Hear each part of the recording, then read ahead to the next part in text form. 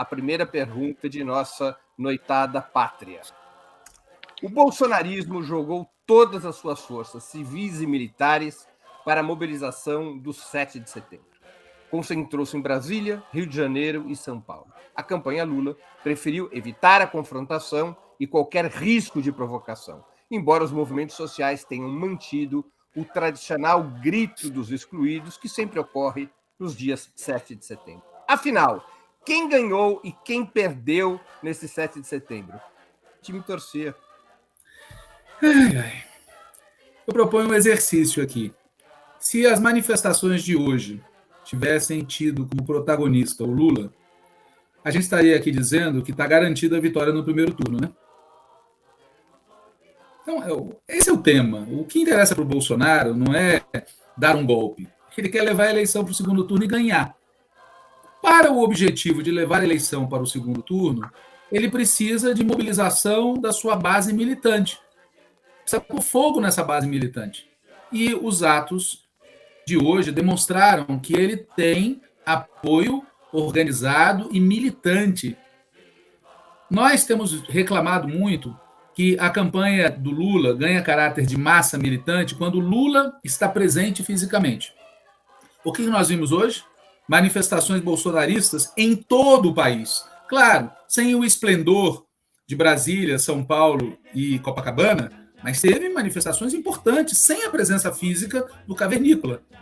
Então, ele demonstrou uma capacidade que vários de nós aqui já sabíamos que ele tinha, tá certo? Se engana quem acha que ele é um adversário frágil.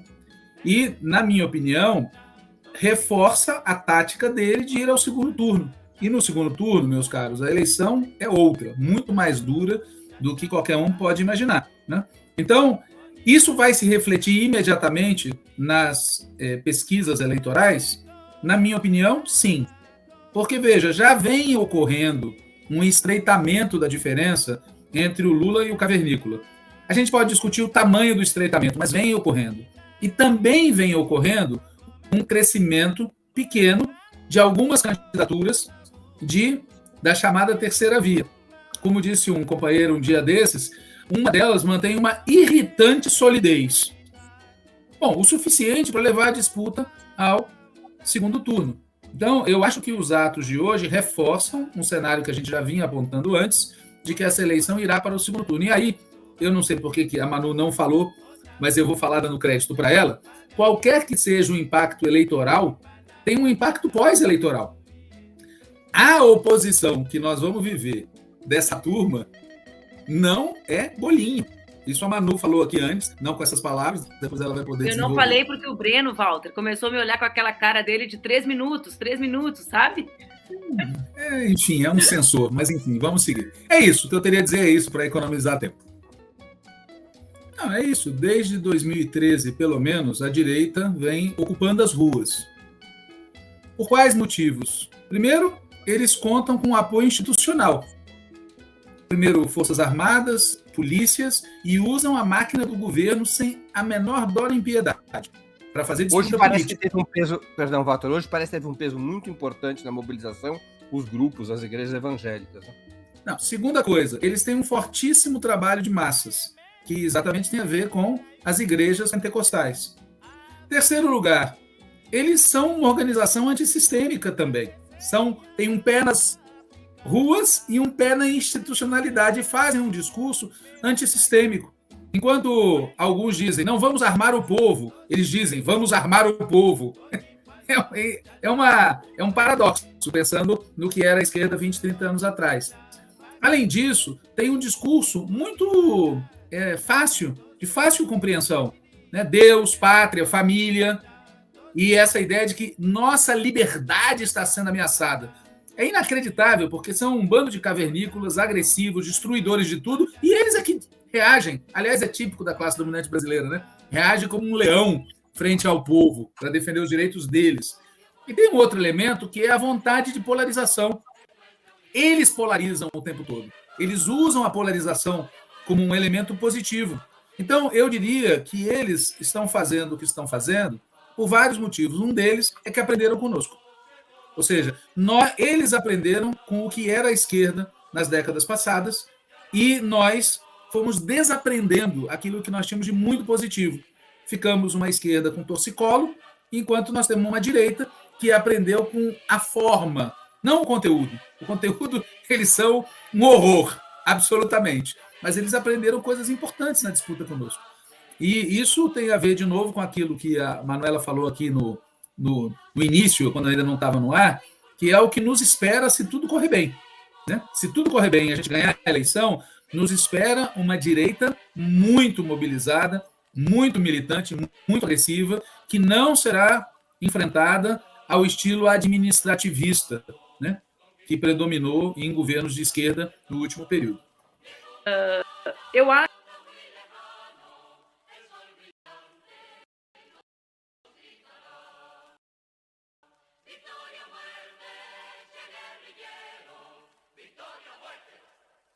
e aqui o Walter traz o segundo elemento que eu quero trazer, para mim é o mais relevante. Eles são os porta-vozes das angústias antissistêmicas do nosso povo, gente. Eu digo isso para que a gente perceba que o buraco é bem mais embaixo. Estrutura, ok, certo? Assim como robôs na internet, ok. Eles tinham, têm, usam, eu estudo isso e vocês sabem que eles amplificam.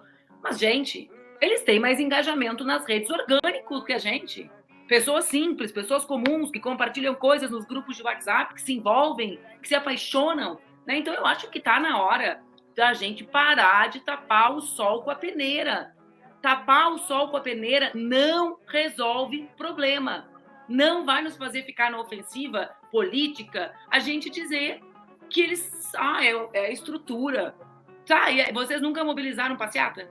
É fácil, estala o dedo e enche o ônibus, Ju. Era fácil encher o ônibus do Juninho? Pelo amor de Deus, gente. Né? Então, sim. E aqui existe... Eu quero concluir dizendo isso. Eles se utilizam, inclusive, da nossa energia. Porque eles funcionam dentro de uma lógica parasitária. Pelo amor de Deus, pessoal da biologia, não me corrijam se eu estiver errado, entendam o espírito da coisa. Como eles funcionam? As nossas redes, por exemplo, trabalham só com as pautas deles. Pelo amor de Deus. Né? Uma coisa assim, eu cada vez que olho o Breno, eu fico pensando assim, meu Deus, eu escrevo ou não escrevo isso, gente? Dica do dia. Não tem aquele menino que agora faz dica do dia? Todas as dicas do dia envolvem o bolsonarismo, gente. Dica do dia, 2 pontos. Retweete coisas sobre a nossa campanha, sobre as nossas causas, sobre as nossas pautas. Esqueça a Michele Bolsonaro. A Michele Bolsonaro teve a melhor performance nas redes de quem? Da esquerda. Quem divulgou a foto da Michele Bolsonaro orando? Ajoelhada? Fomos nós, a esquerda, com seus retweets, irônicos ou não. Isso é ignorância. O nome disso, ignorar. Porque o algoritmo, ele funciona desses impulsos. Então, eles funcionam. O 7 de setembro deles é um grande assunto nosso. Aí não dá. Então, eles têm a força antissistema, setores da imprensa, a institucionalidade, as polícias, o dinheiro, e eles ainda contam com a nossa ignorância, que ajuda a mobilizar e popularizar as pautas deles, e não as nossas. Mais uma pergunta sobre o mesmo tema. Foi correta a decisão tomada pelos partidos de esquerda, pela campanha Lula, de não disputar o 7 de setembro, embora tenha sido mantido o grito dos excluídos? O primeiro a falar é Walter Pomar. Não, eu acho que não. E veja, disputar o 7 de setembro é uma coisa muito vasta. Não inclui, não se limita a estar nas ruas no dia 7. Haveria várias maneiras de fazê-lo. A verdade é que, na minha opinião, nós deixamos o famoso Dia da Pátria, e, por tabela, o que significa essa questão para grande parte do povo brasileiro, nós deixamos essa questão em segundo plano. Quer dizer, o Lula falou a respeito no programa do dia 6, agora está gravando e deve ir ao ar numa das televisões comerciais uma opinião sobre o que aconteceu durante o dia, mas a verdade é que nós não disputamos o dia 7. Nós caímos numa armadilha que a gente podia ter respondido de diferentes maneiras. Eu acho que a gente respondeu de maneira errada também. Que era se a gente devia ou não fazer mobilizações de massa no dia 7 que concorressem com a mobilização deles. Veja, isso era um aspecto do problema. Havia outros. Nós discutimos muito em alguns meios, em alguns espaços, que era fundamental que o Lula, por exemplo, fizesse um pronunciamento estilo chefe de Estado, sobre o dia 7. E a decisão foi não fazer. Essa é a verdade. E agora está se correndo atrás para tentar corrigir. Então, a pergunta é: foi certo? Não, nós não nos comportamos bem. Nós deixamos a pauta e o dia entregue para os caras. Podíamos ter feito isso de várias maneiras, mas o que a gente não fez e o que a gente fez, na minha opinião, foi insuficiente. Eu era dos que defendia, e acho que a realidade comprovou que era possível, que nós devemos ter engajado mais no grito dos excluídos. Não houve um caso. Veja, o discurso, para não ter engajamento, tinha 2 argumentos. Primeiro, que a comparação ia ser favorável a eles em qualquer caso. Esse era um. E o segundo argumento é o medo e o risco de um enfrentamento. Eu pergunto, aonde é que teve enfrentamento no país inteiro? Onde teve um episódio? Então, assim, era possível ter engajado mais nas mobilizações do grito e era possível, principalmente, ter pensado uma resposta política melhor, uma disputa. Porque, na verdade, o que nós estamos fazendo hoje é reagir. Reagir. Quem ocupou a pauta, quem segurou a bandeira verde e amarela, e veja que eu não sou um entusiasta do verde e amarelo, tá certo? Não sou nacionalista, não acho que é por aí que devia ser a pegada nossa, mas nós entregamos. Eu fico surpreendido que se entenda a importância do tema da soberania nacional. Todo mundo diz que isso é um tema central e a gente não tenha travado a disputa como deveria. Então, a minha resposta, infelizmente, é essa. Manuela Dávila, novamente. Foi certo ou errado não disputar o 7 de setembro?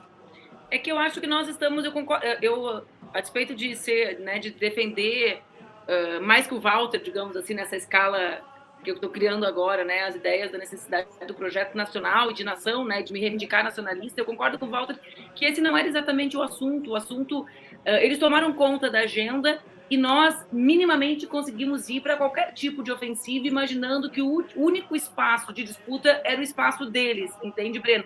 E acho que é para isso que eu quero chamar a atenção.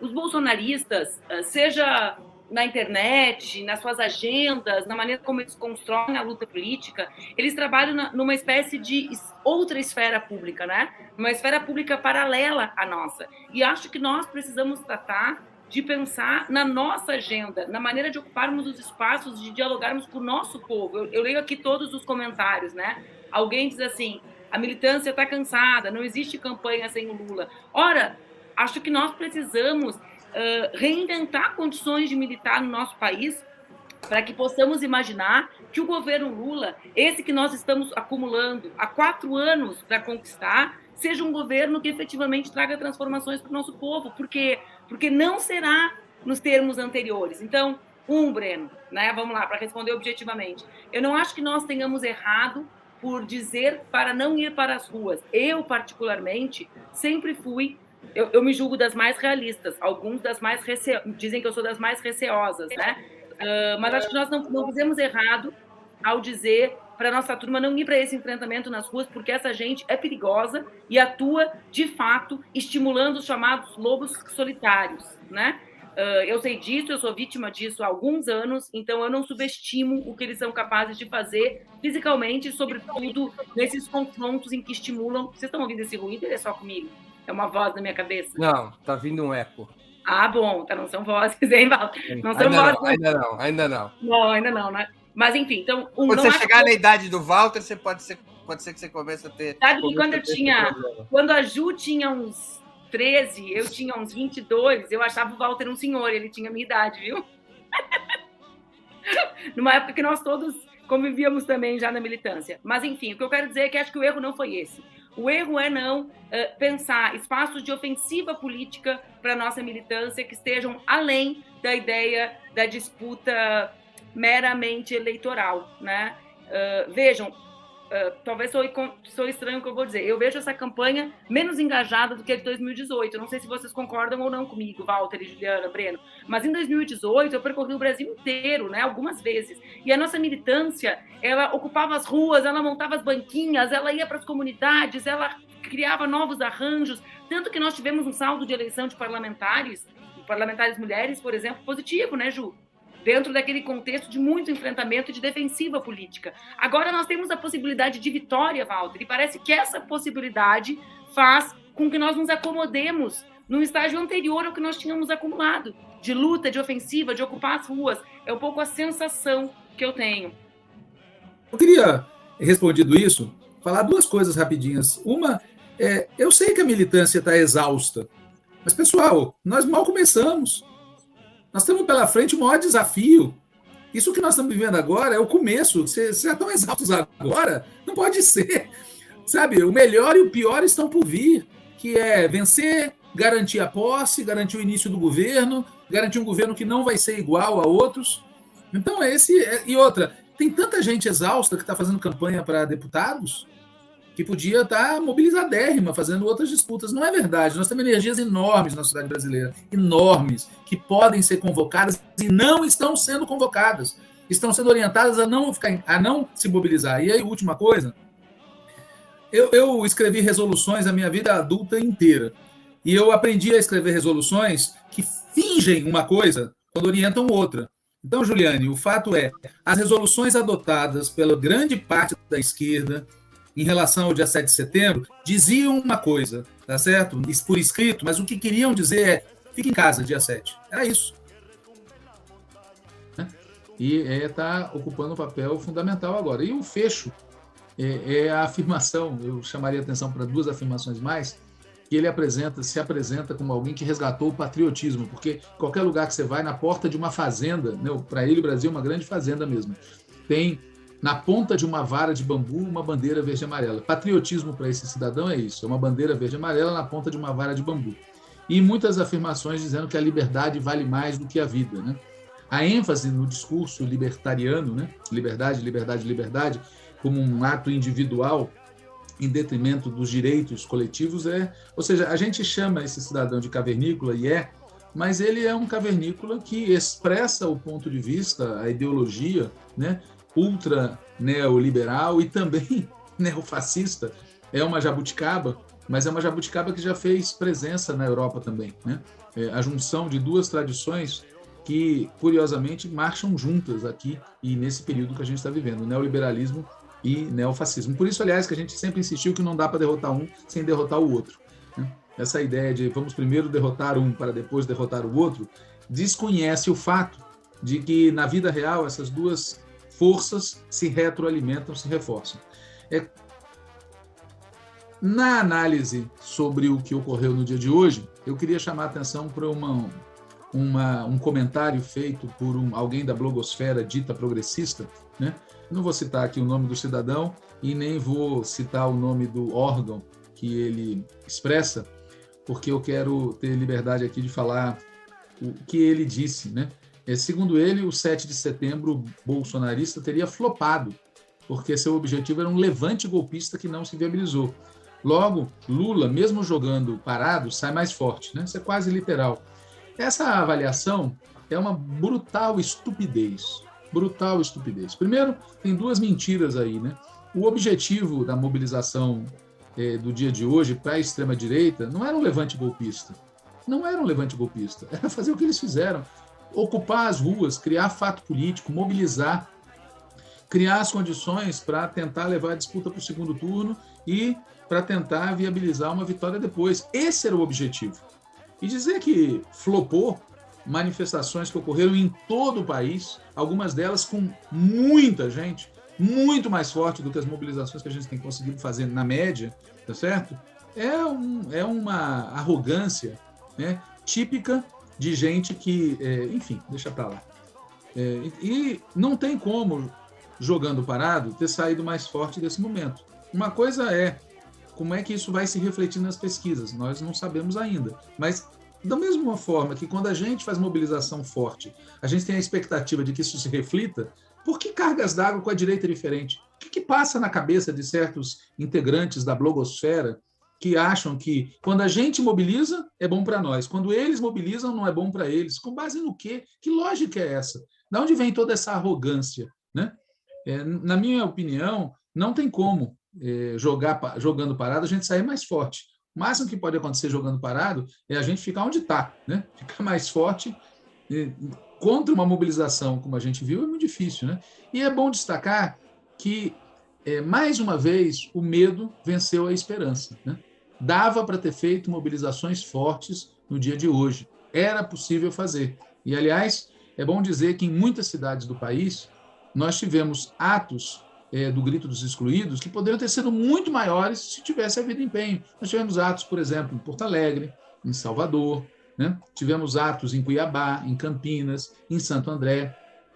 Tivemos gritos excluídos em inúmeras cidades do país, São Paulo. Poderiam ter sido muito mais poderosos se nós, ou se uma grande parte da esquerda não tivesse colocado o medo à frente da esperança, né? Sempre o medo, né? O golpe, a ameaça, a violência da direita, e a gente cede a rua para os caras, né? E em vários locais, o comentário de quem participou dos gritos foi: aqui foi muito bom, foi bom ter ido às ruas, poderia ter sido muito melhor. E não houve episódios que justificassem esse recuo. Em vários locais, por outro lado, Salvador, por exemplo, o ato da direita, segundo a informação que nos chegou, foi um ato fraco, né? Um ato pálido, se é que vocês me entendem. Era possível ter feito atos muito mais poderosos, que confrontassem e não deixassem as ruas entregues para o cavernícola e para os seus apoiadores. Por isso é que a gente tem insistido que precisa fazer uma correção na tática. A tática adotada até agora mostrou seus limites. Jogar parado, a gente fica parado. E ficar parado não garante a vitória no primeiro turno e não garante a vitória no segundo turno. Tá certo? Algo que vai nos desagradar profundamente. Por isso, é preciso mudar de tática. Infelizmente, essa mudança não vai incluir, ao que tudo indica, cumprir o prometido há 1 mês, 2 meses atrás, que era realizar uma resposta ao dia 7, no dia 10. Vocês devem ter ouvido essa história, né? Não vamos para o dia 7 para evitar confrontos, mas vamos responder nas ruas no dia 10. Não é o que vai acontecer, né? O bolsonarismo demonstra uma capacidade de fazer mobilizações de massa sem a presença física do candidato, enquanto que nós conseguimos fazer grandes mobilizações de massa só com a presença física do candidato. Isso não é bom sinal. Isso tem que mudar, né? Era isso que eu queria dizer para abrir aqui a discussão. Natália, é contigo. Pegando o gancho aí do que você falou no final, né, tem uma pergunta que precisa ser feita, que é: cadê a campanha Lula? Né? A gente está vendo muita campanha de deputados e deputadas, senadores, governadores, mas campanha Lula no dia a dia, nas periferias, não tem nem material, né? Não chega material da campanha majoritária nacional em muitos lugares, né? Já tive essa reclamação em vários estados, que não tem nem organização, ou seja, coordenação com agenda específica, e nem material, e uma coisa está vinculada à outra, né? Porque também a agenda sem material é difícil, e aí, enquanto não chega material, as pessoas vão tocando as outras campanhas e vira uma bola de neve. Então, é preciso, há tempo, né? Temos 4 semanas para intensificar a campanha própria presidencial, né? Que é alimentada pelas campanhas proporcionais de governo, de Senado, mas precisa existir por si mesmo. Inclusive, é até, do ponto de vista mais pragmático, ruim para as nossas candidaturas proporcionais e ao governo e ao Senado, que não existe campanha presidencial forte no dia a dia, né? Porque a tendência é que uma campanha presidencial forte impulsione as campanhas proporcionais e majoritárias locais. Ou seja, uma grande carreata de Lula, grandes caminhadas em defesa da candidatura Lula, atos, concentrações, panfletagens massivas em grandes lugares de concentração, nos interiores, que vão ser feitas pelas candidaturas proporcionais e majoritárias locais, mas que têm uma cara da campanha presidencial, né? Isso é bom para todo mundo, inclusive do ponto de vista eleitoral, e, obviamente, do ponto de vista político, é o que deveria estar sendo feito, mas não está sendo feito, né? Voltando ao que eu dizia, nós realizamos no dia 2 de setembro próximo passado uma reunião da Direção Nacional da Tendência Petista da Articulação de Esquerda e aprovamos a seguinte curta resolução. Faltavam, né, para o primeiro turno das eleições presidenciais de 2022. A disputa segue polarizada entre Lula e o cavernícola. Lula segue liderando. Matematicamente, continua sendo possível uma vitória no primeiro turno. Mas o crescimento do cavernícola e das demais candidaturas fortalece a tendência de a eleição ser resolvida apenas no segundo turno, dos excluídos, e disputar, por todos os meios possíveis, as ruas e as redes. as chances de nossa campanha presidencial vencer no primeiro ou no segundo turno aumentarão muito se forem realizadas algumas alterações na tática. Ademais, tais alterações contribuirão muito para enfrentar os meses seguintes à eleição e os desafios do futuro governo. Por outro lado, se não fizermos essas alterações, a vitória segue sendo possível, mas neste caso, sem as necessárias alterações, também cresce a possibilidade de ocorrer o indizível. Repetimos, a eleição não está ganha, o resultado não está dado. Para aumentar as chances de vitória, faz-se necessário que a campanha presidencial não dependa tanto como agora da presença física do companheiro Lula. Ademais, é preciso superar a situação atual em que grande parte de nossas energias está consumida pelas campanhas proporcionais e, em segundo lugar, pelas campanhas majoritárias estaduais. Embora todos falem de Lula e busquem se beneficiar do prestígio de Lula, a campanha presidencial propriamente dita só assume caráter de massas quando Lula está fisicamente presente. Vide os recentes comícios. E isto precisa mudar. A campanha precisa ter caráter de massas, também onde Lula não está fisicamente presente. Para isso, é preciso ter coordenação da campanha Lula funcionando efetivamente nos estados e municípios, material específico de campanha e agendas diárias nos locais de trabalho, de estudo, de moradia, de lazer, de compras e de transporte.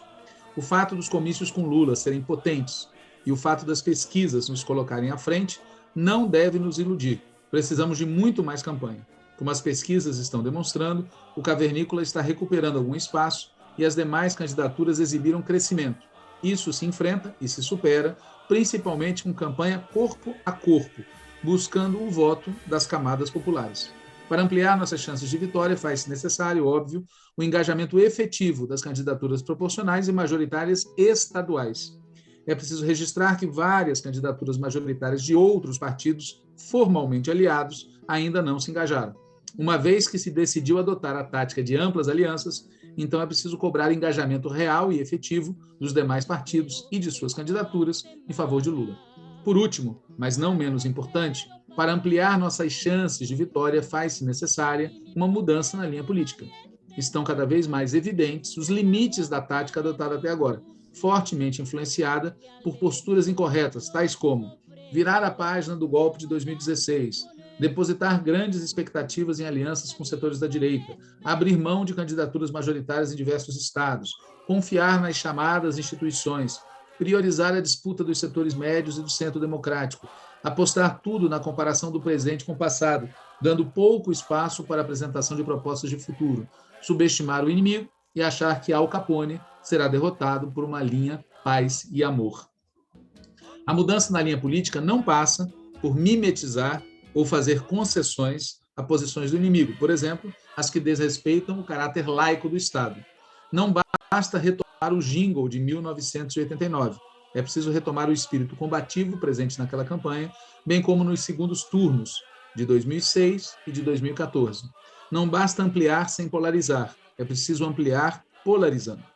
Devemos apostar tudo na mobilização e na conscientização popular, na politização e no confronto programático, no desmascaramento do cavernícola, de seu governo e de suas políticas. Esta linha política de polarização é fundamental, inclusive, para mobilizar as pessoas cotidianamente em favor da campanha.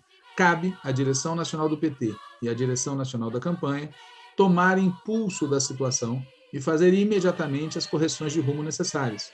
Evidentemente, não é hora de fazer balanço dos erros cometidos. Do que se trata é de realizar mudanças práticas e imediatas na orientação da campanha. Há tempo para mudar e há tempo para vencer. É isso, Natália, é contigo para encerrar ou falar o que mais você quiser. É isso, não é isso, vamos encerrar. Muito bem, boa noite a todos e todas. Fora Bolsonaro, Lula já. Boa noite, boa noite.